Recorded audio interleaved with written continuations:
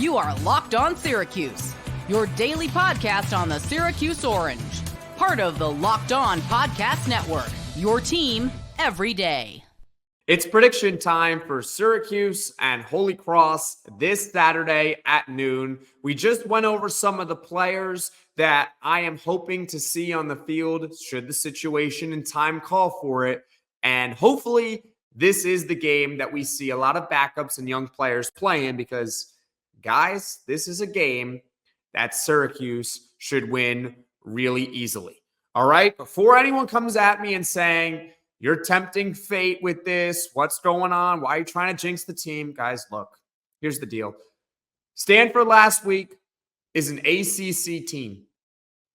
Okay, they're Power 4. Are they a great Power 4 team? No. That's still Power 4, though. I said on the podcast, you got to show up. You still got to show up ready to play. Syracuse didn't come ready to play, and that's why they got punched in the mouth early and couldn't recover over time. Holy Cross this week is an FCS school. FCS, not FBS, FCS. FCS is even below Group of 5. Okay? And some Group of 5 teams are actually pretty good. FCS, okay? Holy Cross this season, keep in mind, they're in the FCS, is 1-3. 1-3. But have they played anyone that's like really good in the FBS? No. They haven't played an FBS team. Every team they have faced is FCS. They are 1-3 in FCS. Holy Cross has lost to Rhode Island, New Hampshire, and Yale. Albeit they've all been in tight games, but still, they're not beating those teams. All right, that's a problem. Their one win came actually at Bryant, for what it's worth. Now, having said that, I mean, Holy Cross did nearly knock off Boston College in Boston College last year. It was early in the season. But there's a couple things with that. Number one, that's Boston College, not Syracuse. Number two, it was a different quarterback than who's going to play for Holy Cross this week. Holy Cross's quarterback in that game was none other than Matt Sluka. Yes, that Matt Sluka, the same one that just opted out of the rest of the season for UNLV. He was the quarterback at Holy Cross last season when they nearly pulled off the upset to Boston College. But so clearly, he is not going to be on the field for Holy Cross this week. All right. They also have a different coach. It was Bob Chesney for Holy Cross last season, who was actually in the running, or at least rumored to be in the conversation for the Syracuse job. Ultimately, it was Fran Brown who got it, but Bob Chesney was in that conversation. So they had a pretty good coach and they had a pretty good quarterback. And yeah, they nearly pulled off that upset. So it's a different coach, different quarterback. Their new head coach is Dan Caron. Earlier in the week, I gave you guys the stat with Dino Babers and his record against FCS competition and what he would do.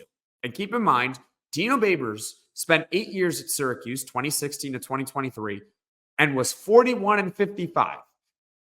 So really, the Orange weren't very good. You don't need me to really tell you that, right? But that's the reality. They were not a great team, aside from 1 year in 2018 under Dino Babers. And they demolished FCS competition. Demolished them. They were 7-0, which is good, obviously. That's the best you can do, 7-0, right? And an average margin of victory of 45 points. So not only are they winning, they are winning the game by 6 to 7 touchdowns on average. That is why this podcast is about players that don't normally see the field, but we could see on the field. That's why I gave you guys the LaQuint Allen example against Wagner. That was a game where Syracuse, I believe, won 59-0, and most of the points were scored in the first half. Okay, in the second half, they did 10-minute running quarters. I don't think it's going to get to that point with Holy Cross, but that's kind of the idea of what you should expect for Syracuse in this game. If they play this game a million times, Holy Cross might win one. All right? 1,000,000 to 1 shot, I guess. All right? Also, all time. Keep in mind the all-time stats. Syracuse against FCS competition. They are 21-0. They are 21-0 all time against FCS. Again, you can say I'm tempting fate all you want. I'm giving you the stats. I'm telling you that essentially if we have to sweat at any point in this game, it's going to be pretty disappointing. All right. I understand that players are not perfect, but what you're shooting for is you get out to a very comfortable lead. The game is over pretty quickly. The game is over hopefully by the end of the first quarter, if not halftime, and you can play your backups and young players in the second half. That is what you are really looking for in this one. All right. Most recent example for Syracuse against an FCS team was against Colgate last year. That was the season opener. They won 65-0. That's kind of what you're hoping for with Holy Cross. I do think it'll be a little bit closer than that. I have a little bit of respect for Holy Cross in that regard, I guess. So I'll say 45-10. How about that? 45-10, Syracuse over Holy Cross. Leave your score prediction in the comments section below. What do you think Syracuse is going to do against Holy Cross? And if you think I'm tempting fate, sure, I'm probably not going to be able to change your mind, but at least I was able to give you guys stats as to why I believe that this should just be a cakewalk for Syracuse. All right? Hopefully it is. Hopefully it is.